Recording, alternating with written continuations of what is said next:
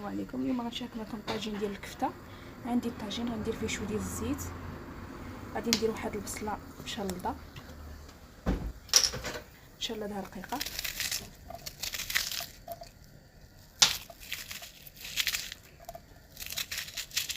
عندي هنا واحد جوج حبات ديال المطيشه غادي نقطعهم على الشكل هذا ونضيفهم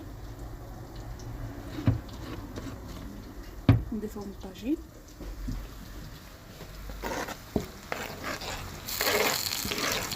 صافي ونخليو حتى كتبان هاد البصله مع المطيشه. عاد ندير هنا الكفته، نديرو القياس اللي بغيتو. انا غنشرملها كلها ولكن غادي ندير غير القياس ديال الطاجين. عندي هنا بصله وجوج ديال الفلفلات اللي تحطهم في الهشوار، يمكن لكم تقطعوهم غير بيديكم. عندي هنا سكينجبير، عندي الخرقوم،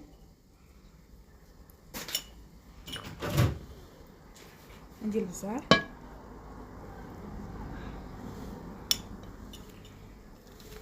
غادي نضيف شويه ديال الملون الاصطناعي، هذا تيبقى اختياري كما كنقول لكم، يمكن لكم ما ديروش.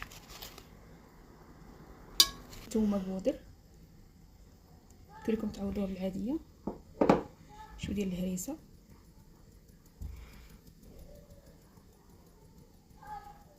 عندي واحد معلقه ديال الفلفل الحلو تحميره، وغادي ندير الزيت، شويه ديال الزيت، وغادي نخلط مزيان، نخلط هذوك التوابل وديك الفلفله وديك البصله.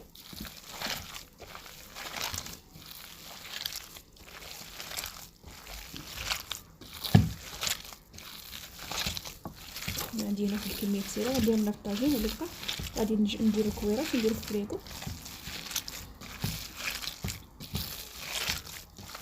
وغادي نضيف الملحه، راه نسيتها ما درتهاش، ونخلط.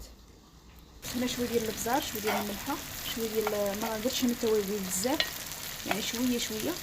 غادي ندير شويه ديال الصلصه، بلاش لو بغيتش ديروها بلاش كتكتفيو غير بهذيك المطيشه اللي درتها في الاول.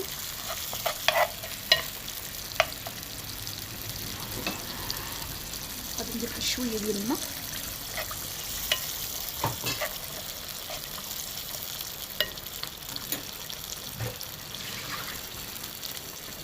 عندي هنا الكفته وعندي البطاطا درتها على الشكل هذا، وعندي الكفته غادي نبدا ندير ليها على الشكل هذا.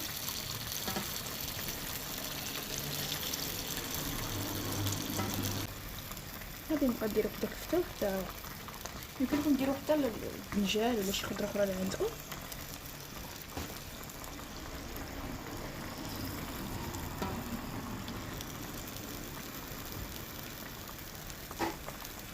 دابا غادي ندير شويه ديال الجبانه،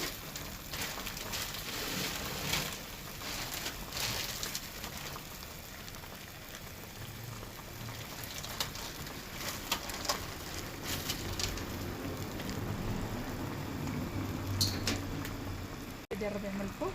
راه جا زدت شويه مع الصوص باش نتوما كتشوفوا.